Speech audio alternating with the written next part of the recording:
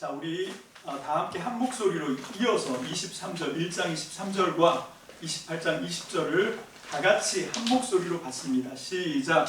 보라, 처녀가 잉태하여 아들을 낳을 것이요 그의 이름은 임마누엘이라 하리라 하셨으니 이를 번역한즉 하나님이 우리와 함께 계시다 함이라. 내가 너희에게 분부한 모든 것을 가르쳐 지키게 하라. 볼지어다 내가 세상 끝날까지 너희와 항상 함께 있으리라 하시니라. 아멘. 짧으니까 다시 한 번만 더 다 함께 읽습니다. 시작. 보라, 처녀가 잉태하여 아들을 낳을 것이요 그의 이름은 임마누엘이라 하리라 하셨으니 이를 번역한즉 하나님이 우리와 함께 계시다 함이라. 내가 너희에게 분부한 모든 것을 가르쳐 지키게 하라. 볼지어다 내가 세상 끝날까지 너희와 항상 함께 있으리라 하시니라. 아멘. 기도하겠습니다. 할렐루야. 거룩하신 주님, 살아계신 우리 아버지, 주님의 사랑과 은혜를 찬양하며 감사를 드립니다.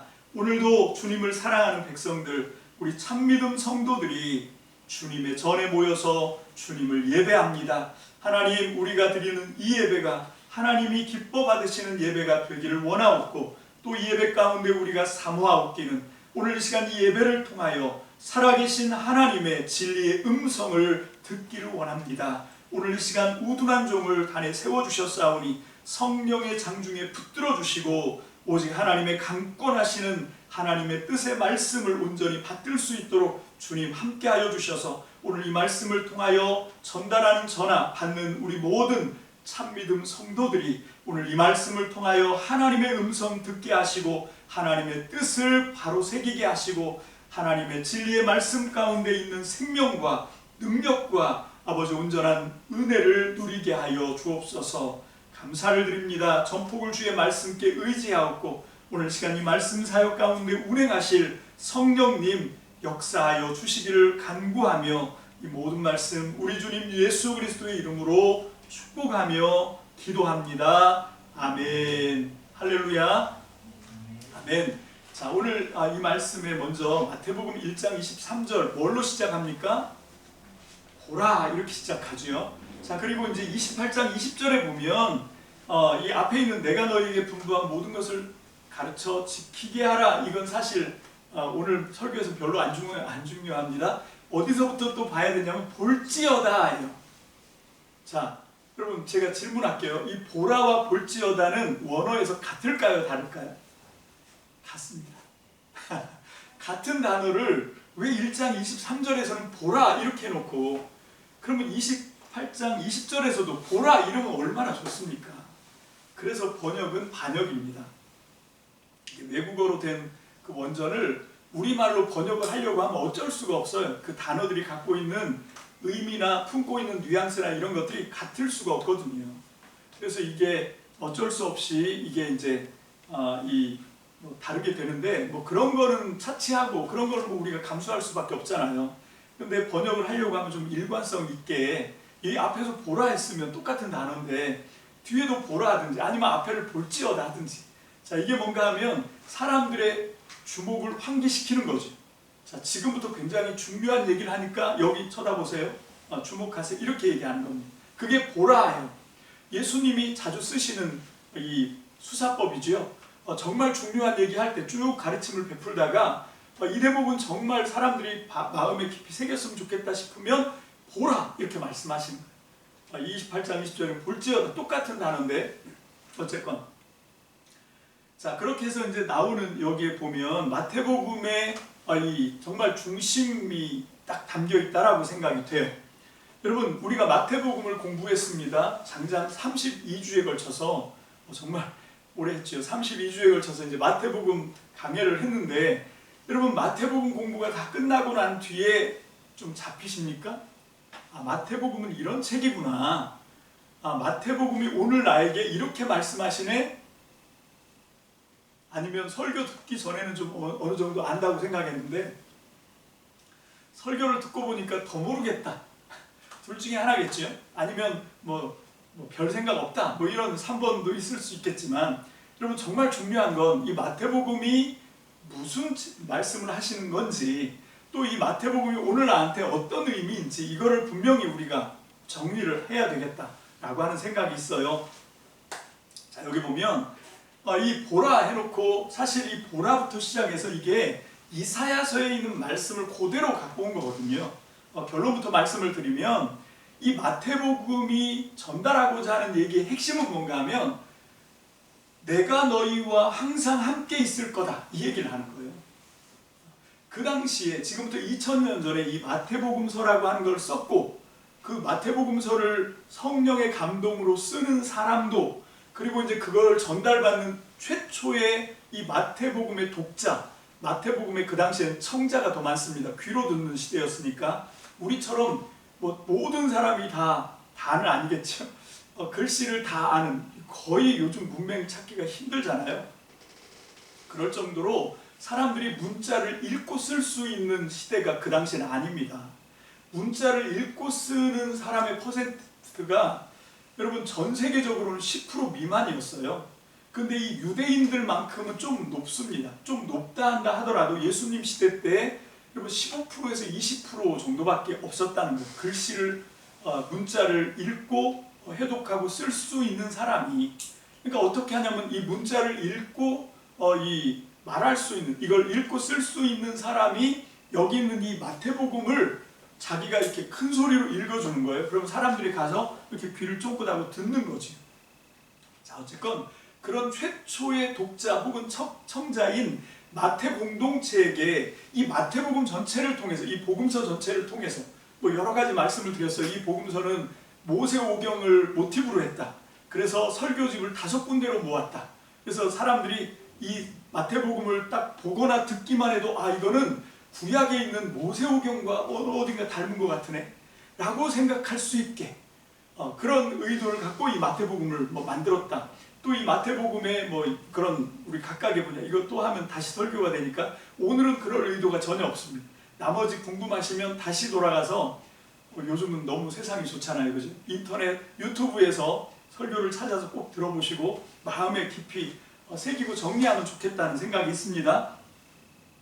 자, 어쨌건 그렇게 귀 쫑긋하고 읽고 듣는 사람들한테 마태복음이 해주고 싶었던 얘기는 뭔가 하면 하나님이 너희와 항상 함께 계신다라고 하는 거예요. 여러분, 왜 이걸 제가 하나님이라고 하냐면 여기서 보면 28절, 20절에 내가 너희에게 분부한 모든 것, 여기서도 내가 또는 볼지어다 내가 할 때 내가, 이게 다 이 에고 에이미로 돼 있어요. 여러분, 이 헬라어로 내가라고 하는 다른 표현이 있거든요. 근데 그 다른 말을 안 쓰고 에고 에임이라고 썼습니다. 이거는 출애굽기에 나와 있는, 모세가 하나님을 물어보죠. 하나님께 출애굽기 3장에 누구십니까? 당신이 누구십니까? 했을 때 거기서 이 나는 스스로 있는 나다 라고 하는 히브리어를 헬라어로 번역할 때 사용되는 게 에고 에임이고, 이거를 신적인 자기 표현이라고 얘기합니다. 에고 에임. 그러니까 예수님도 거의 대부분은 인자 이렇게 자기를 표현하거든요. 인자가. 예수님은 자기를 내가라고 말씀하신 거가 거의 없습니다. 다 보면 인자 이렇게 얘기합니다.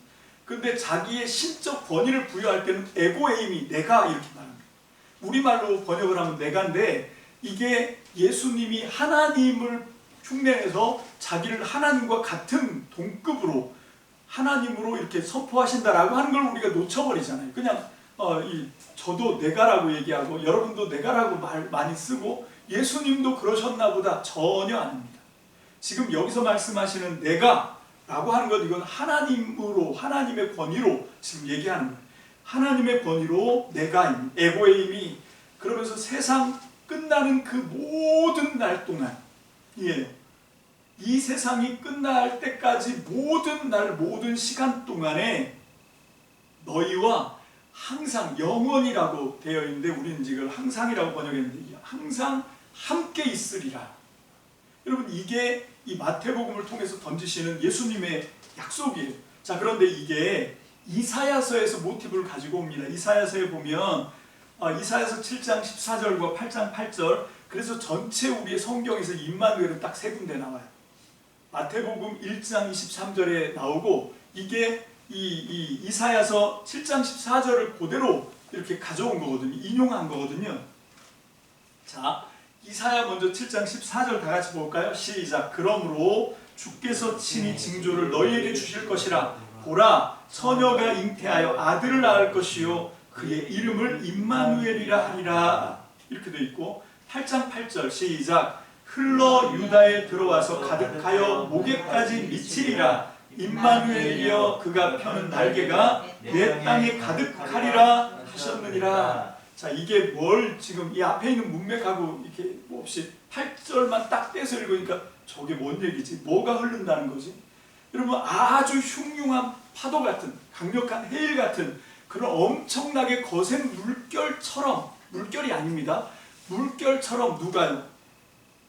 바벨론이, 메소포타미아의 군대가 쳐들어와서, 미디안의 군대가 쳐들어와서 이 이스라엘을 완전히 덮어버릴 거다. 이 성난 그 해일이, 성난 물결이 쓰나미가 올 때 보면 다 쓸어버리잖아요. 그런 것처럼 지금 이거 심판 얘기를 하는 겁니다.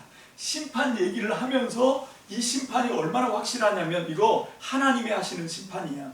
그게 임마누엘이라고 하는 말이 히브리 말이거든요. 엘이 하나님이고 임마누가 이게 하나님이 늘 함께 너희와 함께 하신다, 동행하신다, 뭐 이런 뜻이에요.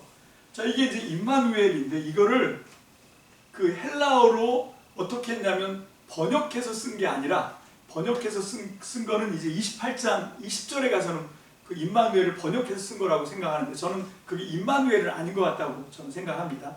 많은 그 이 주석 쓰는 사람들은 임마누엘을 여기서 이렇게 헬라어로 풀어 쓴 게 너희와 영원히 세상 끝날까지 항상 함께 있을 거다라고 풀어 쓴 거다라고 얘기하는데 저는 반대로 봅시다. 저는 그런 생각 안 합니다. 다른 생각을 갖고 있어요. 무슨 생각을 갖고 있는지 조금 들어보십시오. 자, 임마누엘도 분명히 그런 의미가 있습니다. 근데 그 임마누엘은 보면 이사야서도 그렇고 어디에다가 던져놓냐면 어떤 일을 시작할 때 처음에 던져놓는 게 임마누엘이에요. 하나님이 함께 하신다 이렇게 딱 던져놓습니다. 자, 그렇게 해놓고 그것이 이제 다 완성됐어요. 하나님이 이끌어 가시고 창조하시고 만들어 놓으셨던, 그래서 하나님이 성령으로 또 하나님의 여러 가지 권능으로 은혜로 쭉 끌고 오셨던 그 날이 이제 역사의 어느 날 종말이 있잖아요. 그죠? 끝나는 날이 있습니다. 그날이 하나님이 모든 주관하시고 창조하시고 만드셔서 주관하셨던 모든 역사를 이제 마감하는 순간이거든요. 자, 그때 하나님이 함께 하십니다. 그때 하나님이 함께 하시면서 쓰는 단어는 히브리 말로, 히브리 원어로 다른 말입니다. 그게 어떤 말이냐면 에스겔서 48장 35절에 나와 있습니다. 에스겔 48장 35절 시작.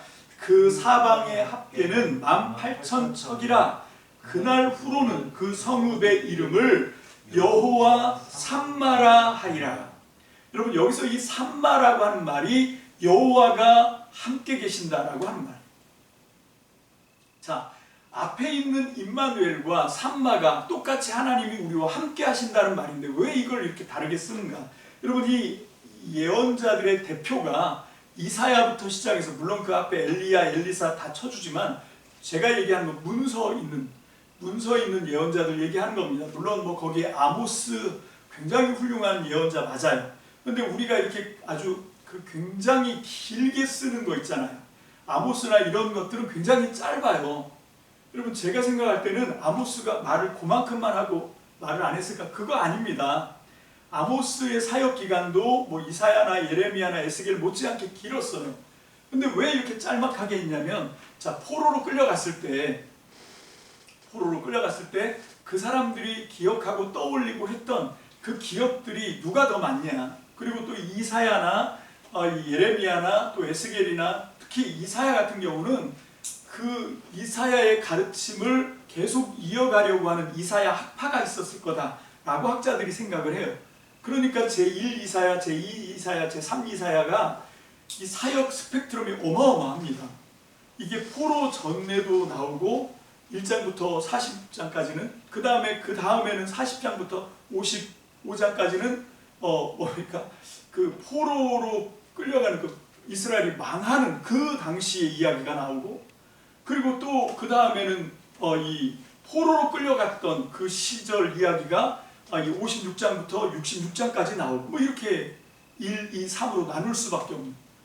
여러분 이걸 다 하려면 백몇 년을 살아야 돼요. 이게 감당하는 횟수가 어마어마하게 많거든요. 그걸 어떻게 한 사람이 했냐? 다 예언을 받아서 했다. 뭐 이렇게 신비한 걸 믿고자 하는 사람들이 있지만 그렇게 생각하면 좀 곤란합니다. 이게 어떤 건가 하면 이게 이제 쭉 그 학풍을 이어서 그 선지자들이 나는 이사야의 제자다 이런 생각을 갖고 있기 때문에 이사야가 살았었더라면 이런 시대를 보고 아마 이렇게 말씀하셨을 걸 하고 자기가 써놓고 그 저자 이름을 이사야라고 한 거예요. 그러면 저거는 저작권을 속인 거잖아요, 그죠? 오늘날 개념으로 생각하시면 안 됩니다. 옛날에는 다 그렇게 했어요. 여러분 제가 이제 지금 계획을 갖고 있는 게 이름은 올 가을이고 한번 알아봐서 제가 올 가을에 가든지 근데 될 수 있으면 이 주일날 좀 움직이려고 합니다. 주일날 야외 예배를 드리는데 어디 가서 예배를 드리려고 하냐면 경복궁에 가서 좀 예배를 드리고 싶어요. 그래서 5월 첫 주나 아니면 빠르면 올 가을인데 거기를 가면 우리나라의 그 옛날에 조선 500년 동안 자리를 잡고 살았던 궁궐이 있잖아요, 그죠? 궁궐을 가서 좀 공부를 해보려고 해요. 5월 7일 날 그때가 뭐 하냐면 종묘에서 이제 제례를 드리는 그런 날이거든요. 그래서 우리는 하나님께 예배를 드리고 이 사람들은 유교의 가르침 앞에서 예배를 드리는 게 그게 종묘 제례거든요. 근데 거기에 보면 뭐 음악도 들어가 있고 그 음악을 세종대왕이 작곡했다는 거죠. 모르십니까? 그전에는 중국에서 주자가 이 작곡했던 음악으로 여러분 이 유교에는 음악을 많이 씁니다. 우리가 하는 뭐 제사만 생각하는데 그게 아니라 음악을 막 사용하는데 세종대왕이 그랬다는 거죠. 아니 우리 조상인데 평생 우리 가락만 듣다 돌아가셨는데 왜 돌아가신 다음에 중국 음악 갖다가 이걸 하냐. 물론 이 사람들은 이제 그 죽은 사후의 조상들한테 제사를 드리는 개념이니까 그렇겠지만 그래서 세종대왕이 이 반나절만에 작곡을 했다는 거예요. 이렇게 딱딱 치면서. 여러분 이 세종대왕은 못하는 게 없는 분입니다. 진짜 얼마나 다재다능한지. 그 세종대왕 시절에 박연이라고 하는 분이 평경이라고 돌을 깎아서 이렇게 쭉 윗줄 아랫줄 해가지고 뭐 열 몇 개를 이렇게 쭉 달아놓고 그걸 이렇게 치는 게 평경이거든요. 중국에서 만든 거 갖다 와서 이렇게 쓰고 하는데 세종대왕이 그러지 말고 우리나라 돌로 우리가 한번 만들어봐라 해서 박연이 그 경돌이라고 하는 걸 전국으로 찾아서 그걸 갖다가 박연이 그 평경을 만들었대잖아요. 그리고 이제 평경 연주를 딱 했는데 너무 좋다.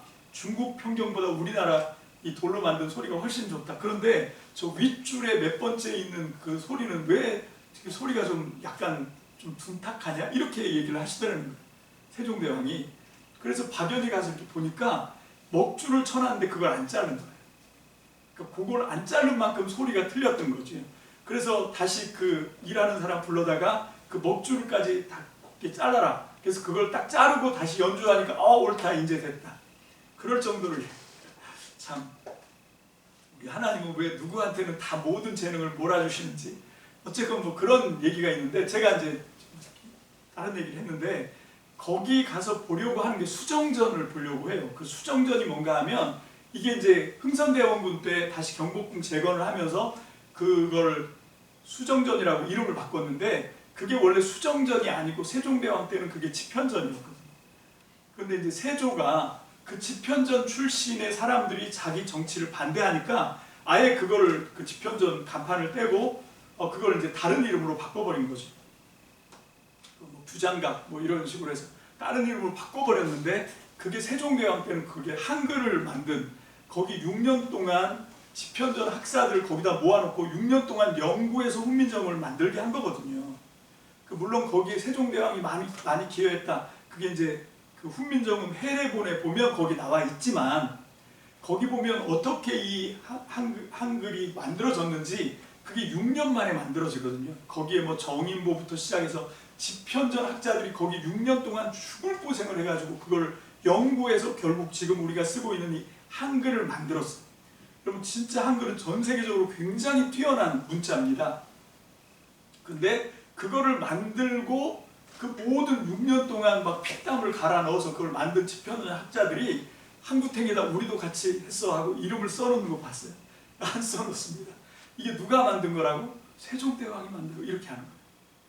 그래서 시편에 보면 시편의 시가 다윗의 시, 뭐 솔로몬이 지은 거 이렇게 나오지만 우리식으로 생각하면 좀 곤란하다는 거죠. 그러니까 어떤 건가 하면 이 다윗의 영향력 아래 있는 사람들이 그 음악을 만들고 시를 짓고, 물론 다윗이 많이 했다고 저도 생각합니다. 그렇게 해놓고 이름을 다윗 이렇게 걸을 수 있는 거예요. 별로 이상할 게 아니다. 자, 이사야 얘기를 하다가 길어졌습니다. 그래서 유명한 예언자들, 문서 예언자로 이사야, 그 다음에 예레미야, 그리고 마지막 마감한 게 에스겔이에요. 그래서 그 에스겔에 보면 환상이 막 나오는데, 에스겔은 처음 장면이 뭐가 나오냐면 예루살렘에 있던 하나님이 하늘의 보좌가 예루살렘 성전을 버리고 그 바벨론 포로로 끌려가 있는 이 티그리스 유프라데스, 거기는 이제 갑자기 또 생각이 안 나네요. 그 강가가 나오는데 이 에스겔이 하나님을 만나는 강가가 나오거든요. 하여튼 그게 이제 바벨론에 있는 포로로 끌려가 있는 그곳이겠죠. 그쪽으로 하나님이 옮기시는 환상을 봤다, 이렇게 시작하거든요. 그렇게 했다 이제 하나님이 이 에스겔의 사역을 다 통과를 해서, 에스겔이 48장까지 있는데, 그렇게 해서 하나님이 에스겔을 통해서 처음에는 너희가 왜 지금 이렇게 포로로 끌려갔는지 알아? 하고 과거의 그 조상들의 잘못 믿었던 신앙 이런 것들을 쭉 얘기를 하지만, 그렇게 해서 하나님이 그걸 다 바꿔 가시는 거예요. 그래서 결론은 뭔가 하면 하나님이 하나님 나라 이스라엘과 언약을 회복하는 이야기입니다. 그래서 예루살렘 성전도 회복하고 성전 짓는 얘기가 나오거든요. 지금 우리 개역 개정에서 척이라고 되어 있는데 한글 번역에 보면 한 스타디온 뭐 이런 식으로 표현되는데, 이게 어마어마하게 큰 규모예요. 그거는 그 실제 거리 얘기를 하는 게 아니라 에스겔이 환상을 보고 하나님이 이렇게 엄청나게 완전하게 뭘 한다는 거예요? 성전을 완성시킨다는 얘기를 하는 거예요.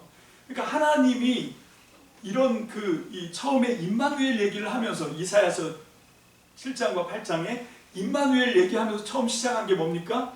다 쓸어버리겠다는 거잖아요. 하나님의 재앙 얘기를 합니다. 심판 얘기를 합니다.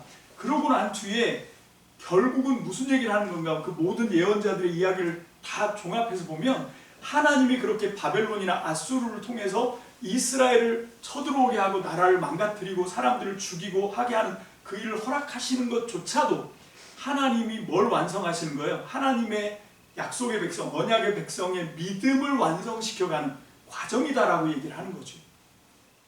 그렇게 해서 그 처음에 이제 하나님이 그렇게 만들어가는 과정 속에서도 하나님이 함께 하셨다라고 할 때는 임마누엘을 쓰고, 그리고 그게 다 통과가 된 뒤에 이제 완성된 거기에 하나님이 좌정하시고 하나님이 영원히 통치하시는 거는 여호와 샴마라고 표현한다는 거죠. 똑같이 하나님이 우리와 함께 하신다는 건데 약간 달라요. 자, 그걸 우리가 더 어떻게 확실하게 좀 생각해 볼 수 있나? 창세기 3장 23절. 창세기 3장 23절로 24절입니다. 다 같이 봅니다. 시작. 여호와 하나님이 에덴 동산에서 그를 내보내어 그의 근원이 될 땅을 갈게 하시니라. 이같이 하나님이 그 사람을 쫓아내시고 에덴 동산 동쪽에 그룹들과 두루 도는 칼을 두어 생명나무의 길을 지키게 하시니라. 자, 요게 뭔가 하면 범죄하고 아담과 하와가 에덴 동산에서 쫓겨난 얘기예요. 자, 하나님이 왜 에덴 동산을 만드셨을까요? 아담과 하와와 함께 살려고. 그래서 하나님이 에덴 동산을 만드시고 그들을 거기서 살게 하셨거든요. 근데 그때 함께 하신 하나님이 그때 함께 하신 거하고, 그 다음에 요한계시록 22장 7절부터 보겠습니다. 22장 7절 시작. 보라, 내가 속히 오리니 이 두루마리의 예언의 말씀을 지키는 자는 복이 있으리라 하더라. 여기도 보라가 나오네요. 17절 시작. 성령과 신부가 말씀하시기를 오라 하시는도다. 듣는 자도 오라 할 것이요 목마른 자도 올 것이요 또 원하는 자는 값없이 생명수를 받으라 하시더라. 자, 이게 이제 하나님이 그 하늘의 천국을 다 만들어 놓으시고 이제 이 세상 사람들을 초청하시는 말씀이죠. 오라고 말씀하시는 거예요. 22장 20절로 21절 시작. 이것들을 증언하신 이가 이르시되 내가 진실로 속히 오리라 하시거늘 아멘. 주 예수여 오시옵소서. 주 예수의 은혜가 모든 자들에게 있을지어다. 아멘 하고 성경 66권 요한계시록 22장 21절로 여기서 딱 끝나는 거거든요. 자, 여기서는 이제 하나님이 그렇게 불러 모아서 온 사람들에게 이제 오시겠다는 얘기를 하는 거예요. 자, 지금 이제 무슨 그림이 그려진 건가 하면 하나님이 천지를 만드시고 그리고 이 모든 만물 가운데 우리 사람을 만드시고 하나님이 이 우리 인생뿐만 아니라 온 우주 삼라만상을 하나님이 쭉 지금 만들어 가고 계시는 거잖아요. 그럼 그 끝이 어디냐는 거죠. 하나님이 성경 66권 안에 하나님이 이렇게 만들어 놓으신 세상에 하나님의 마침표, 자 이제 다 끝났어 끝 하고 말씀하시는 그 장면이 어떤 거냐는 거예요. 잘못된 종말론자들은 그 장면이 하나님의 막 이 세상을 다 태우고 막 불심판이 임하고 막 그래서 7년 반, 3년 반, 3년 반, 7년 대환란 뭐 이런 식으로 해갖고 막 이 지구를 이 우주를 완전히 멸망시키는 뭐 이런 걸 생각하는데 그런 게 아닙니다. 그래서 아인슈타인이 참 이상하다고 얘기하는 거예요. 사랑의 하나님이시라면서 하나님이 은혜가 많으시다면서 자기가 만든 세상과 자기가 만든 인간들을 이렇게 하신다고? 난 도저히 이해할 수가 없다. 어떻게 하나님이 그렇게 가혹하게 하냐. 여러분 물론 그런 과정들이 있습니다. 근데 그게 진짜 마지막 때에 있을 과정이냐 저는 그렇게 생각하지 않고요. 여러분 이걸 무천년설로 저는 봅니다. 무슨 얘기인가 하면 지금 일어나고 있는 일들을 환상으로 본 거예요. 요한계시록에서는. 지금 일어나고 있는 일이 다름 아니라 7년 대환란입니다. 여러분 이게 그냥 숫자로 7년이 아니라 왜 다른 거는 환상이고 의미라고 얘기해놓고 숫자는 딱 3년 반, 3년 반 뭐 이렇게 얘기하죠. 그것조차도 이게 어떤 겁니까? 이 전 세계 인류가 통과되어야 되는 마치 순금을 만들기 위해서 풀무가 필요하잖아요. 그 불을 통과하는 것처럼 순은을 만들려면 도가니를 통과해야 되잖아요. 그 도가니를 지나가는 그 세월이 지금 우리가 지나가고 있는 모든 역사의 시간이라는 거예요. 지금 창세기에서는 하나님이 함께 하시려고 만들어 놨던 그런 이 창세기 에덴 동산 있잖아요. 이건 실패했어요. 그리고 거기서 이제 실패하니까 범죄한 사람들을 내쫓아 버렸습니다. 자, 그렇게 해놓고 하나님이 요한계시록 22장에 가서 새하늘과 새 땅을 완성하시고 천국을 완성하시고 거기에 이제 모든 물론 믿는 사람이죠. 자격 있는 사람입니다. 거기에 그 하나님이 택한 믿음의 사람들을 오라고 초청하시는 거예요. 그리고 이제 왔을 때 예수님이 오시겠다는 거예요. 하나님으로 오시겠다는 거예요. 자, 그 얘기입니다. 자, 똑같이 창세기에도 에덴 동산 만드시고 세상을 만드셨을 때 하나님이 함께 하셨으니까 가능하고 하나님이 함께한 목적으로 그걸 만들었다 그랬잖아요. 그죠? 거기도 하나님이 함께 하십니다. 하나님이 만드신 그 에덴 동산에 하나님이 함께 하세요. 거기도 뭐 여러 가지 하나님이 만들어 놓으신 각종 진귀한 것들이 다 있었겠죠. 마지막 때 새하늘 새 땅, 요한계시록 22장이 말하고 있는 새하늘 새 땅도 하나님이 그렇게 만들어서 예수님이 친히 끌고 오신다는 거잖아요. 그렇게 해서 만들어 놓은 하나님이 만드신 새로운 세상 역시도 거기에 뭡니까? 우리와 함께 하시려고 만든 세상이라는 거예요. 자, 그런데 여기 두 개의 차이가 있습니다. 창세기에 하나님이 만드신 에덴 동산과 저기에는 어떤 차이가 있을까요? 어떤 차이가 있냐면 여기는 유혹을 받아서 범죄할 수 있는 가능성까지 들어있는 창세기 3장입니다. 하나님이 처음에 만들었던 우리와 함께 하시려고 만들었던 거기에는 우리가 뱀의 유혹에 넘어가서 선악과를 따먹고 범죄를 해서 결국은 내쫓길 수 있는 범죄할 가능성이 있는 하나님이 함께 하십니다. 자, 그런데 그 새하늘 새 땅에는요, 거기에 보면 바다도 다시 있지 않고 밤도 다시 있지 않고 이런 얘기가 뭡니까? 이제 더 이상 죄의 유혹을 받아서 타락하고 범죄할 가능성이 거기 없다는 얘기를 하는 거예요. 왜? 그게 완성이기 때문에. 자, 그러면 여기 창세기 3장에 나와 있는 건 하나님이 실패한 거냐? 천만의 말씀이요. 하나님이 허용하신 거라는 거죠. 왜? 하나님은 우리의 의지를 자유롭게 하신 상태에서 구원을 완성하고 싶었던 거예요. 우리가 스스로가 스스로의 믿음의 결단과 선택으로 하나님이 원하시는 거기까지 가려고 하다 보니까 이런 과정은 불가피하게 우리한테 주어졌어야만 했다는 거지. 여러분, 제가 여기 하나를 빼먹었는데 뭔가 누가복음 15장에 나오는 탕자의 비유입니다. 아버지가 두 아들이 있었는데 둘째 아들놈이 재산을 막 내놓으라고 그래요. 여러분 이게 유산 상속은 제가 설교에서 여러 번 말씀드렸지만 언제 받을 자격이 있다고요? 내가 아들이라고 해서 아무 때나 아버지 재산 그 중에 3분의 1은 내 거지. 왜 3분의 1이 자기 걸까요? 형제가 딱 둘밖에 없는데, 형하고 나밖에 없는데 왜 3분의 1이 내 거지? 2분의 1이어야 되지 않나? 근데 왜 그러면 장자한테는 두목을 주거든. 그러니까 맏아들 장남으로 태어나면 장자권이 그게 중요한 거예요.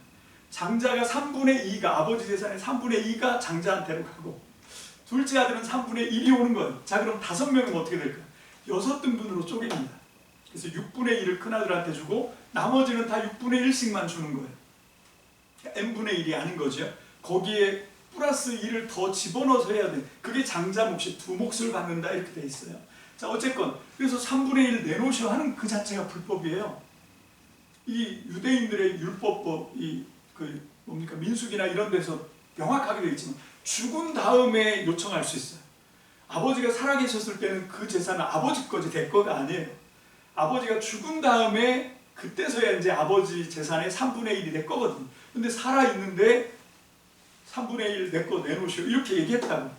자 그때 아버지가 지금 예수님의 비유에서 아버지는 그냥 인간 아버지가 아닙니다. 예수님은 그 비유를 통해서 누구를 얘기하는 거예요? 그 아버지가 하나님이시다 그 얘기를 하는 거예요. 하나님이 지금 그 아들이 재산 자기 몫 3분의 1을 내놓으라고 할 때 얘가 지금 뭘 할 건지 그 아버지가 알았을까 몰랐을까? 알았죠. 그리고 그 결말도 이 아버지는 알고 있었어요. 가서 어떻게 망가질 건지 다 알고 있었다고요. 근데 왜 그거를 하라는 대로 달라는 대로 다 허락을 했을까요? 그렇게 해서 본인이 쓴맛 단맛 다 겪고 난 다음에 깨우치고 아 내가 아버지께 죄를 지었구나. 내가 아버지께 돌아가서 나는 용서받을 자격도 없는 아들입니다 라고 고백해야지 라고 하잖아요. 그걸 위해서 아버지가 괴롭지만 자기 재산 3분의 1이 탕진되지만 그 모든 걸 참는 거예요. 그렇게 해서 뭘 하는 겁니까? 사실은 그게 아버지가 진짜 아들을 찾는 방법이었어요. 그 둘째 아들을 진짜 자기 아들로 회복해서 다시 완성시키기 위해서 그 일을 한 거지요. 왜 이렇게 얘기하는 그 증거가 뭐냐면 안 나가고 집에 붙어 있었던 큰아들은 결국 탕자가 되잖아요. 그러니까 여기 탕자의 비유에서 누가 진짜 탕자냐?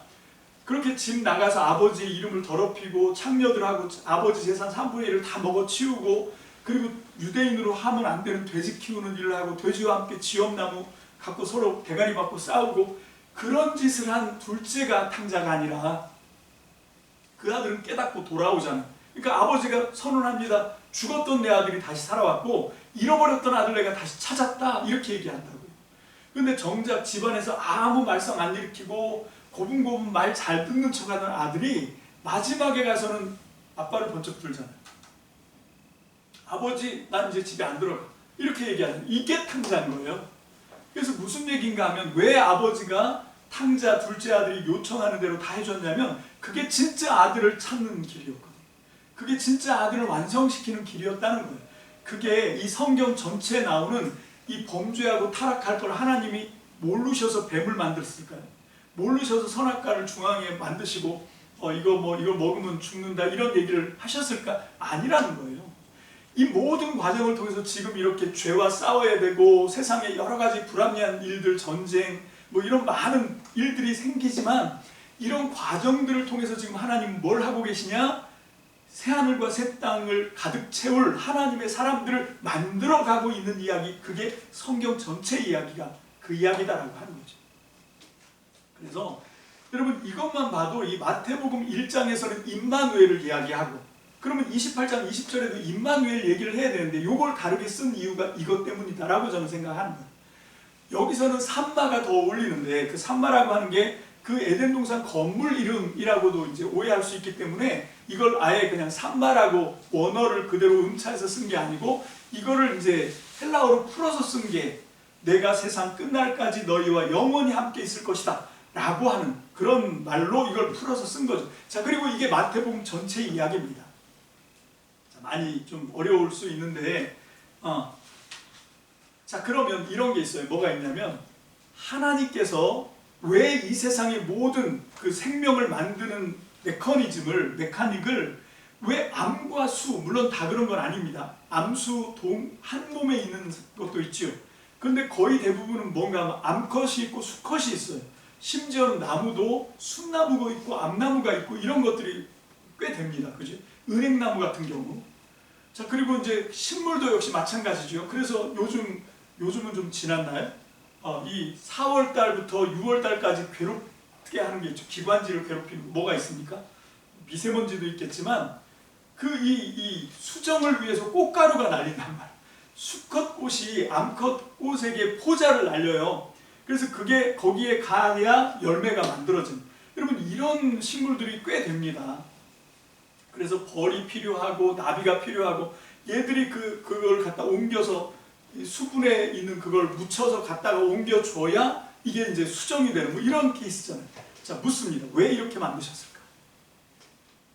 그냥 저절로 생명이 만들어지게 하지. 왜 꼭 남자, 여자, 암컷, 수컷 이렇게 해가지고 이게 막 복잡한 과정을 통해서 이게 서로 이렇게 되게 하고 성경에 또 그걸 명령하시잖아요. 또 그것도 빼먹었네. 남자와 여자에게 하나님께서 신적으로 명령하신 게 있죠. 뭡니까? 아비 집을 떠나서 둘이 하나가 되어라. 둘이 한 몸이 되어라 라고 얘기하잖아요. 그죠? 여러분 이게 함께 하는 거잖아요. 자, 둘이 있습니다. 둘이 결혼을 하면 함께 하죠. 자, 그런데 그게 한 몸입니까? 저는 그게 한 몸이라고 생각하지 않아요. 법적으로는 하나이지만 서로 사랑하니까 한 몸이라고 착각할 수도 있겠지만 그런데 살다 보면 알아요. 너는 너, 나는 나구나. 이걸 알아요. 여러분 이게 결혼 생활입니다. 근데 이제 결혼 생활을 계속 하면 할수록 여러분 이게 진짜 정답인데 이대로 사는 사람이 너무 희귀해서 이게 문제죠. 왜 그 오랜 세월 동안 서로 함께 산전수전 공중전을 다 겪어야 되냐면 그걸 통해서 하나님의 명령인 뭘 하기 위해서? 하나가 되기 위해서요.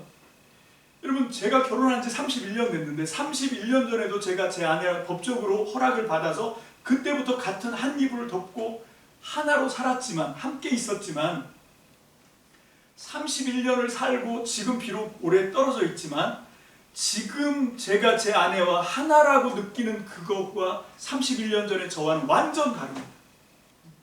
가면 갈수록 그 사람이 내 안에 더 깊이 들어와 있다는 걸 제가 느껴요.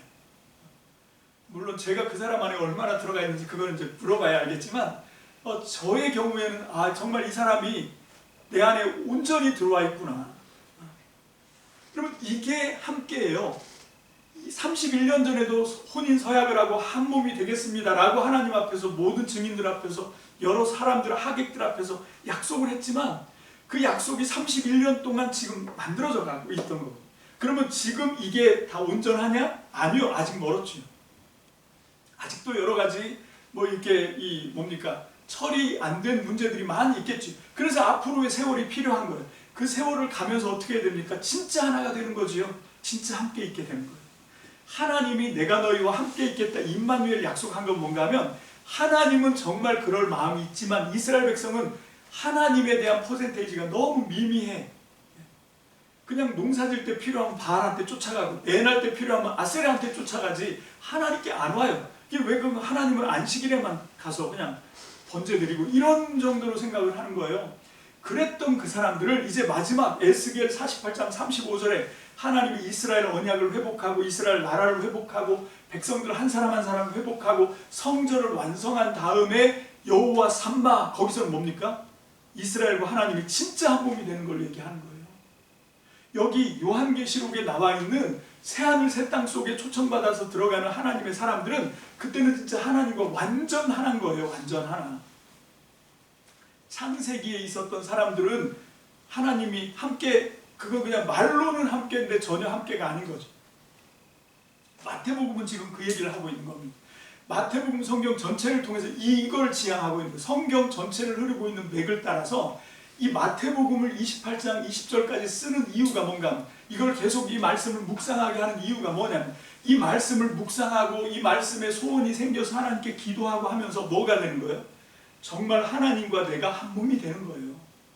우리가 날마다 성찬식을 합니다. 빵을 먹고 포도주를 마셔요. 그러면서 우리 마음속에 막 갈망이 생기는 거죠. 이 살이 정말 내 안에 예수님의 살로, 이 피가 정말, 이 보혈이, 이 포도주가 정말 내 안에 예수님의 보혈로, 그렇게 돼서 정말 이 예수님의 살과 내 살이, 예수님의 피와 내 피가 한데 엉키고 내가 정말 하나님으로 온전한 한 사람이 되고 싶습니다. 그런 마음의 소원으로 날마다 하는 거거든요. 여러분, 이런 열망, 이런 기대, 이런 믿음을 가지고 계속 꾸준히 하면 어떻게 됩니까? 정말 그렇게 완성된다고 생각해요. 정말 하나가 된다고 생각합니다. 여러분, 이게 결혼했다고 하나가 되지 않아요. 결혼하고 난 다음에 그 목적을, 하나님의 명령이니까 두 사람이 한 몸이 되어라 라고 하신 그 하나님의 명령에 충실하려면 어떻게 사랑할 수밖에 없는 거예요. 정말 이 한 사람을, 오직 이 한 사람을 놓고 마음을 다하고 목숨을 다하고 사랑하는 거지. 그 사랑의 행위를 통해서 진짜 이 하나가 함께하는, 하나가 되는, 그게 완성되는 거지. 이 가정의 달에 꼭 필요한 말씀이라고 생각을 합니다. 자, 여기 이제 마태복음 22장 37절로 40절 다 같이 봅니다. 제가 이 마태복음의 핵심이라고 여러분들에게 말씀을 드렸었는데, 시작. 예수께서 이르시되 내 마음을 다하고 목숨을 다하고 뜻을 다하여 주 너희 하나님을 사랑하라 하셨으니 이것이 크고 첫째 되는 계명이요 둘째도 그와 같으니 내 이웃을 내 자신과 같이 사랑하라 하셨으니 이 두 계명이 온 율법과 선지자의 강령이니라. 아멘. 예수님이 구약에 있는 모세오경의 율법, 구약 39권의 성경의 그 율법의 엑기스를 딱 두 개로 만드시고, 첫 번째 하나님 사랑, 두 번째 이웃 사랑. 이 두 가지가 율법의 완성이다라고 얘기해요. 그걸 누가복음, 마가복음도 이런 같은 의미로 해석을 하는데, 누가복음은 살짝 좀 다르게 얘기하죠. 누가복음은 끝부분에서 다루지 않고 10장에서, 그것도 어디 앞에? 선한 사마리아 이웃 비유 바로 앞에, 그 선한 사마리아 예수님이 비유를 하실 수밖에 없는 모티브가 되는 거기에 이걸 딱 놔요. 어떤 율법 교사가 질문합니다. 내가 뭘 해야 영생을 얻을 수 있습니까? 오늘날 이 뭡니까? 이 전도 폭발, 뭐 이런 그 사형리 복음 이런 것만 알고 있는 사람, 예수 믿으면 영생을 얻어 이렇게 얘기하겠죠. 주 예수를 믿으라, 그리하면 너와 내 집이 구원을 얻을 것이다. 또는 나는 부활이요 생명이니 나를 믿는 자는 죽어도 살겠고 살아서 나를 믿으면 영원히 죽지 않는다. 뭐 이 말씀을 딱 갖다 대면서 예수 믿어, 그러면 영생을 얻지, 이렇게 얘기할 거잖아요. 근데 마태복음에 예수님은 그렇게 대답하지 않습니다. 역으로 질문하죠. 뭡니까? 율법에는 뭐라고 기록되어 있는데, 율법에는 어떻게 해야 영생을 얻는다고 돼 있지? 이렇게 물어본 거예요. 그랬더니 율법학사가 자기를 자랑하려고 내 마음을 다하고 목숨을 다하고 힘을 다하고 뜻을 다하고 주 너희 하나님을 사랑하고 또 내 이웃을 내 자신과 같이 사랑하라 하셨습니다. 정답을 얘기한 거예요. 여러분, 예수님이 주신 답변은 이겁니다. 우리가 영생을 얻는 거, 그 예수 믿는 거 맞아요. 근데 예수 믿는 게 뭐 하는 거라고요? 하나님을 마음과 목숨과 힘과 뜻을 다해서 사랑하는 거, 그게 예수 믿는 거예요. 그거는 2분의 1밖에 안 됩니다. 더 완전하게 그 반잔을 채우려고 하는 방법은 뭐냐면, 내 이웃을 하나님 사랑하는 것처럼, 나를 사랑하는 것처럼 내 이웃을 사랑해야 된다는 거예요. 사랑해야 그게 율법의 완성이고, 여러분, 예수님은 아예 요한복음 13장에 내가 세 계명을 줄게, 이 구약에 있는 율법을 정리하면 이게 두 계명인데 이제 세 계명으로 아예 딱 하나를 던져줄게 하고 주신 말씀이 요한복음 13장 34절, 시작. 새 계명을 너희에게 주노니 서로 사랑하라. 내가 너희를 사랑한 것 같이 너희도 서로 사랑하라. 이게 예수님이 이 세상에 오셔서 제자들한테 내가 새 계명 줄게 하고 주신 거예요. 서로 사랑해. 자, 그런데 여러분, 이 서로 사랑하려고 하면 그 사랑이 우리 안에서 나옵니까? 우리 안에는 사랑이 없어요. 다시 말하자면 우리 안에 있는 사랑은 욕망이 둔갑한 거지, 자기 욕심을 채우는 거지. 여러분, 막 어떤 정신병에 걸려서 내가 사랑할 수 있을 거라고 생각하는데 인생 다 살고 돌아보면 그거 사랑 아니에요. 진짜 사랑은 인간 안에 없습니다. 그래서 뭐가 필요하냐면 하나님이 필요한 거예요. 하나님의 사랑이 내 안에 들어와야 됩니다. 그래서 요한복음 14장 10절로 16절 다 같이요, 시작. 내가 아버지 안에 거하고 아버지는 내 안에 계신 것을 내가 믿지 아니하느냐. 내가 너희에게 이르는 말은 스스로 하는 것이 아니라 아버지께서 내 안에 계셔서 그의 일을 하시는 것이라. 내가 아버지 안에 거하고 아버지께서 내 안에 계심을 믿으라. 못하겠거든 행하는 그 일로 말미암아 나를 믿어라. 내가 진실로 진실로 너희에게 이르노니 나를 믿는 자는 내가 하는 일을 그도 할 것이요 또한 그보다 큰 일도 하리니 이는 내가 아버지께로 감이라. 너희가 내 이름으로 무엇을 구하든지 내가 행하리니 이는 아버지로 하여금 아들로 말미암아 영광을 받으시게 하려 함이라. 내 이름으로 무엇이든지 내게 구하면 내가 행하리라. 너희가 나를 사랑하면 나의 계명을 지키리라. 내가 아버지께 구하겠으니 그가 또 다른 보혜사를 너희에게 주사 영원토록 너희와 함께 있게 하리니. 아멘. 사실 저는 신앙생활 초창기에 이 12절의 말씀에 꽂혔었어요. 예수님이 하신 말씀이잖아요. 나를 믿으면 나를 믿는 자는 내가 하는 일을 너도 할 수 있고 나보다 더 큰 일을 할 수도 있다. 예수님이 하신 일이 뭐예요? 물 위를 걸었잖아요. 죽은 사람 살렸잖아요. 막 기적을 베풀어서 오병이어의 기적도 막 만들어내시고. 와, 정말 믿었어요. 내가 예수 믿으면 이렇게 될 거라고. 근데 지금 예수님이 하시는 말씀 13장부터 쭉 이어지는 얘기거든요. 무슨 얘기를 하는 겁니까? 사랑 얘기를 하는 거예요. 사랑 얘기를. 내가 지금 이 세상에 사람 몸을 입고 와서 사랑하는데, 물론 예수님이 하나님이니까 예수님의 능력으로도 할 수 있는데 예수님은 철저하게 그렇게 안 하시고 어떻게 했습니까? 자기 자신을 아버지께 완전 구속을 시켜요. 그래서 아버지가 내 안에, 내가 아버지 안에. 그래서 그 하나님 아버지의 사랑하심을 통해서 사랑하시는 거예요. 왜? 그렇게 해야 우리한테도 가능하기 때문에, 우리의 가능성이.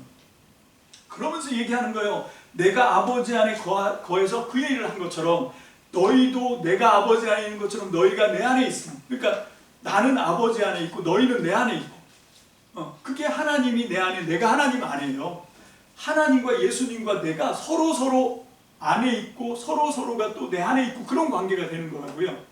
자, 이렇게 하는 목적이 뭔가 하면, 이게 우리가 아까 성찬식했잖아요. 이 살과 피를 먹었어요. 그러면 그게 뭔가 하면 예수님의 살을, 예수님의 피를 내가 받아들이는 거거든요. 왜? 나랑 하나가 되기를 원하니까. 자, 문제는 뭔가 하면 그거는 그냥 과정이라는 거예요. 목적은 따로 있습니다. 그래서 예수님의 살, 예수님의 피가 내 속에 들어와서 부활하신, 다시 살아계시다 하나님으로 내 속에 살아나시면 그 다음에 해야 되는 일이 있어요. 그게 뭡니까? 사랑하는 일을 해야 되는 거예요. 내가 한 일을 저도 하겠고 나보다 더 큰 일을 할 거다. 그 사랑 얘기를 하는 겁니다. 서로 사랑하라는 얘기를 하는 거예요. 세 계명을 줬잖아요. 이 세 계명을 줬는데 이게 너희 힘으로는 안 돼. 내가 너희를 사랑한 거 어떻게 하는지 알아? 내가 하나님의 일을 했는데, 하나님의 일이 한마디로 얘기하면 사랑한 거예요. 예수님이 십자가에서 보여준 일 뭐 한 겁니까? 사랑을 보여준 거예요. 예수님이 하신 모든 사역을 뭉뚱그리면 그건 사랑입니다. 사랑. 하나님의, 보이지 않는 하나님의 사랑을 예수님이 자기의 삶을 통해서, 죽음을 통해서, 부활하심을 통해서 하나님이 너희를 사랑하신다는 걸 보여준 거예요. 그게 하나님의 일을 한 거라고. 내가 한 일을 너희도 할 것이다. 아니, 내가 한 일보다 더 큰 일을 할 수 있어. 그 얘기를 한 거예요. 그게 뭐라고? 사랑하는 걸 얘기하는 거예요. 사랑하는 거. 여러분, 하나님이 나와 함께 하신 건 뭔가 하면 사랑하는 거예요. 사랑하는 거. 여러분, 아까 제가 우리 부부 얘기를 했잖아요. 결혼하고 31년 됐는데 지금 점점 더 이제 하나가 되어가고 있다고, 함께 하고 있는 그 과정이 된다고. 하나님이 지금 이 세상을 만드시고 우리 인간에게 자유의지를 주시고 이렇게 역사를 이어가게 하시는 목적이 어디에 있다? 저는 단언컨대 사랑에 있다고 생각합니다. 하나님의 사랑이 예수님을 통해서 우리에게 전달되고, 여러분 여기 보십시오. 16절, 14장 16절입니다. 시작. 내가 아버지께 구하겠으니 그가 또 다른 보혜사를 너희에게 주사 영원토록 너희와 함께 있게 하리니. 그 앞에 뭐가 걸려있나 보십시오. 15절입니다. 너희가 나를 사랑하면 나의 계명. 그게 뭐지? 13장 34절에 있는 세 계명 얘기를 하는 거예요.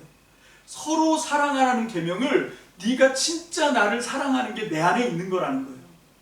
내가 아버지 안에, 너희가 내 안에, 내가 너희 안에. 이건 뭔가 하면 서로 그만큼 사랑한다는 얘기죠. 사랑으로 하나가 되는 거예요. 그게 내가 네 안에, 네가 내 안에 있는 거예요. 그래서 네가 내 안에 있으면, 아까 얘기했죠. 이거는 그냥 과정이라고. 목적은 따로 있다고. 왜 안에 있어야 됩니까? 왜 하나가 되어야 됩니까? 사랑하기 위해서라고요. 그래서 너희가 나를 사랑하면 뭘 한대요? 나의 계명, 서로 사랑하라고 하는 나의 계명을 지키게 될 거다. 그런데 그것도 좀 부족한 것 같으니까 누구를 보내주겠다? 성령을 보내주겠다. 성령의 약속이 어디에 오는지 보시라는 거예요. 성령의 약속이 그런 어줍지 않은 기적, 야부랭이, 이렇게 표현해서 죄송한데, 기적도 물론 굉장한 거지만 여러분 그런 거 하라고 성령을 주시는 게 아니라고요. 뭐 맞추라고, 뭐 어떤 뭐 기적을 베풀고 뭐 무리를 걷고 그거 하라고 성령을 주신 게 아니라 뭐 하라고? 사랑하라고. 그래서 성령님이 오시는 거예요. 새 계명을 지킬 수 있도록 너희를 돕는 거. 그게 성령님이다. 자, 그렇게 해서 성령이 오시면 그날에는 내가 아버지 안에 너희가 내 안에 내가 너희 안에 있는 것을 너희가 알리라. 나의 계명을 지키는 자라야. 이 계명이 뭐지요? 서로 사랑하라. 나를 사랑하는 자니 나를 사랑하는 자는 내 아버지께 사랑을 받을 것이요 나도 그를 사랑하여 그에게 나를 나타내리라. 자, 마태복음 전체는 뭐라고요? 임마누엘에서 내가 영원히 너희와 함께 할 것이다 라고 끝나는 이야기라고. 지금 마태복음 1차 독자들은 굉장히 어려운 상황이었어요. 그때가 정말 유대인들한테도 핍박을 받고 로마 이 제국에게도 핍박을 받고 양쪽에 끼어서 정말 죽을 맛이었어요. 이 기독교 초창기의 그리스도교가. 자, 그런 상황인데 뭐라고 지금 얘기를 하고 있는 건가 하면 내가 함께 있겠다. 하나님이 함께 있겠다가 임마누엘이잖아요. 그 다음에 예수님이 이제 하나님으로 승화되셔서 하나님 보좌 우편에 올라가셔서 하시는 말씀이 세상 끝날까지 내가 너희와 늘 함께 영원히 함께 있을 거야 라고 말씀하신 거죠. 자, 그거를 딱 붙들고 이제 이 사람들은 뭘 하는 거예요? 마음을 다하고 목숨을 다하고 힘을 다하고 성품을 다해서 하나님을 목숨 걸고 사랑하고 내 이웃을 내 몸처럼 사랑하고 사랑을 하면서 그 과정을 뚫고 나가는 거예요. 여러분 오늘날 우리 기독교가 놓치고 있는 게 뭐냐면 우리 오늘날 2000년 전 한국교회가 굉장히 강화된 건 믿음이에요. 피스티스, 믿음. 믿기만 하면 다 된다. 이게 돼 있어요. 근데 2000년이 지나면서 기독교가 잃어버린 게 있어요. 그게 뭔지 아십니까? 아가페를 놓쳤어요. 서로 사랑하라라고 하는 세 계명, 사랑, 이 아가페의 명령, 이걸 놓쳐버렸다고요. 여러분 피스티스도 중요하지만 제가 생각할 때는 피스티스보다 더 중요한 건 아가페예요. 예수님이 오셨잖아요. 내가 너희에게 믿음을 주러 왔다 이렇게 말하지 않아요. 세 계명을 주러 왔어. 그거 뭐라고요? 세 계명 주러 왔어. 서로 사랑해. 마음을 다하고 목숨을 다하고 힘을 다해서 주 너희 하나님을 사랑해. 내 이웃을 사랑해. 근데 오늘날 우리는 이 사랑의 실천, 사랑의 명령, 세 계명 이런 거에 대한 감각은 없고 뭐만 있냐면 믿습니다만 있는 거예요. 그리고 믿어서 뭘 하는 거예요? 내가 더 잘되고 더 복받고 더 승승장구하고 더 성공하고 더 힘있는 사람이 되고. 지난 시간에 지난 설교에서 우리가 오른편의 양 왼편의 염소, 그지? 그래서 하나는 염소는 영벌에 양은 영생에 들어가는 그 구분을 하잖아요. 그 구분의 근거가 뭐라고요? 너희 중에 있는 정말 보잘것없는 그 사람에게 너희가 한 거. 그 사람이 목말랐을 때 물을 주고 먹을 게 없을 때 먹을 걸 주고 헐벗어 추울 때 입힐 걸 주고 그 사람이 병들었을 때 옥에 갇혔을 때 찾아가서 위로해 주고 이게 나한테 한 거다 그거잖아요. 여러분 하나님이 함께 하시면 하나님이 내 안에 나와 함께 하시면 여러분 우리가 사랑할 수밖에 없어요. 내 옆에 있는 사람에게 예수님께 하는 것처럼 그렇게 할 수밖에 없다고요. 여러분 이거를 마태복음 1장부터 28장 전체를 통해서 이거를 관통해서 가르쳐주고 있는 거예요. 내가 너희와 함께 임마누엘, 내가 너희와 영원히 함께 있을 거야. 그 마지막 약속, 그걸 통해서 이 사람들은 그게 함께 있겠다라고 하는 건 준비인 거예요. 과정.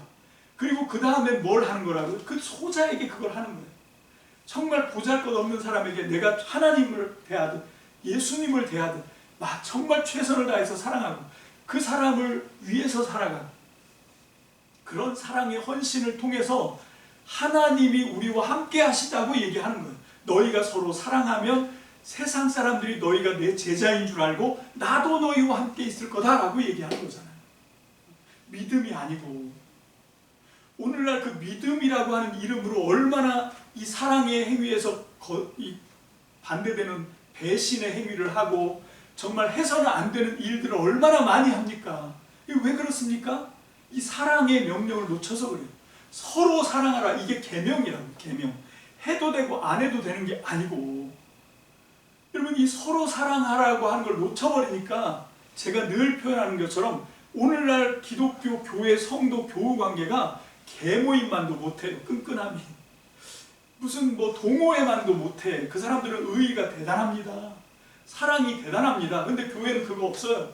그냥 이렇게 해보다가 내 믿음에 여기 별로 도움이 안 돼. 그럼 다른 데로 옮겨가는 거예요. 가차 없이. 그렇게 해서는 안 된다. 정말 너희 모임 가운데 가장 지극히 보잘것없는 그 사람에게 네가 한 것이 나한테 한 거고, 네가 하지 않은 게 나한테 하지 않은 거다. 여러분 우리가 내 옆에 있는 사람 한번 쳐다봐 보세요. 여러분 이 사람한테 내가 하는 게 예수님한테 하는 거라고 생각하면 그렇게 할 수 있겠냐고. 그 사람 마음에 못을 받거나 그 사람 마음을 슬프게 하거나 힘들게 하거나 아프게 하거나 할 수 있겠냐고요. 여러분 이게 사랑의 실천의 첫 번째입니다. 하나님이 내 안에 계시면, 하나님이 예수님이 내 안에 계시면, 여러분 하나님과 예수님이 내 안에 계시다. 아까 우리 성찬식 했으니까 그 살과 피가 내 속에 들어왔어요. 자, 내 안에 계신 것과 안 계신 것을 구분할 수 있는 뭐 여러 가지 방법이 있겠지만 아주 단순한 저의 방법을 알려드릴게요. 하나님이 내 안에 있다 없다. 그걸 저는 뭘로 분간하냐면, 내가 바라보는 사람들이 예수님으로 인식이 안 되면 하나님이 내 안에 없는 거예요. 그런데 하나님이 내 안에 계시면 내 눈에 비치는 모든 게 주님으로 보여요. 정말 그 모든 사람이든 뭐 어떤 거든 그게 다 주님으로 보여요. 그게 예수님이 내 안에 있는 증거입니다. 예수님이 내 안에 계셔서 내 눈이 아니라 예수님의 눈으로 보니까 그게 보이는 거예요. 그리고 그렇게 보이니까 그 사람을 사랑으로 대할 수밖에 없는 거예요. 그 사람이 나를 힘들게 하거나 어렵게 하거나 해도 용서가 되는 거예요. 그건 내가 잘나서 하는 게 아닙니다. 내 속에 주님이 들어와 계시니까 주님이 주시는 힘으로 하는 거예요. 그게 이 마태복음 전체로 관통하는 내용입니다. 왜 내가 너희와 함께 있어야 되는지 알아? 너희를 그 정금을 만드는 풀무, 그 고통의 시간을 보내면서 그 순운을 만드는 도가니 같은 그 고통의 시간을 지나면서도 내가 너희와 함께 있어야 너희가 보존되고 지켜지는 거야. 그렇게 해서 너희를 순금으로 만들면 그때는 정말 너가 나와 온전히 하나가 되는 거다. 근데 그게 목적이 아니야. 하나가 되는 게 목적이 아니고 뭐라고요? 서로 사랑하게 하려고. 사랑이 풍성한 공동체가 되게 하려고 이 마태복음 복음서가 주어지는 거예요. 여러분 이 복음서를 다시 한번 오늘 제가 드린 이 말씀의 관점에서 다시 한번 이 복음서를 찬찬히 읽어보십시오. 그리고 이 말씀의 적용이 내 이웃을 사랑하고 내 옆에 있는 사람을 사랑하고 그것이 보이지 않는 하나님을 사랑하는 거라고 하는 것을 다시 한번 회복하셔서 여러분 잃어버렸던 사랑의 미지근한 사랑의 불을 활활 뜨겁게 불사르는 저와 여러분들의 신앙생활, 저와 여러분들의 교회생활, 저와 여러분들의 인생생활이 되시기를 주님의 이름으로 축복합니다. 기도합시다. 할렐루야. 주님 감사합니다. 오늘 이 시간 이 마태복음 전체를 관통하는 뿐만 아니라 이 마태복음과 연결되어서 성경 66권 전체를 관통하는 이 창세기부터 요한계시록까지 맥을 같이 하는 하나님의 음성을 들었습니다. 새 계명을 주노니 서로 사랑하라. 하나님 정말로 이 사랑을 위해서 우리가 서로 하나가 되고 하나님과 내가 또한 내 옆에 있는 이웃들과 하나님이 명령해 주신 내 아내와 내 남편과 그렇게 서로 하나가 되기 위해서 뜨겁게 사랑하고 또 하나가 되었을 때 그 하나됨 속에서 정말로 하나님의 온전한 사랑을 온 세상의 빛으로 비추는 하나님 저와 우리 참민교회 성도들이 되게 하여 주옵소서. 그렇게 사랑으로 우리 성도들이 그렇게 또 하나가 되어야 될 줄로 믿습니다. 하나님 지금 이렇게 한 교회로 하나가 된 것 같지만 하나님 그걸로 만족하는 것이 아니라 서로 사랑을 통하여 더 끈끈하고 더 깊은 하나가 되게 하여 주옵소서. 그래서 정말 그리스도의 사랑 안에서 성령 안에서 하나님 안에서 하나가 된 말씀 안에서 하나가 된 우리 참믿음 공동체가 또 그 참믿음에 속해 있는 모든 가정들이 하나님의 사랑을 온 세상 땅끝까지 증거하며 하나님을 온 세상에 나타내고 살아계신 하나님을 증언하는 저와 우리 참믿음 성도들로 승리하게 하여 주옵소서. 감사를 드립니다. 축복합니다. 예수님의 이름으로 감사하며 기도합니다. 아멘.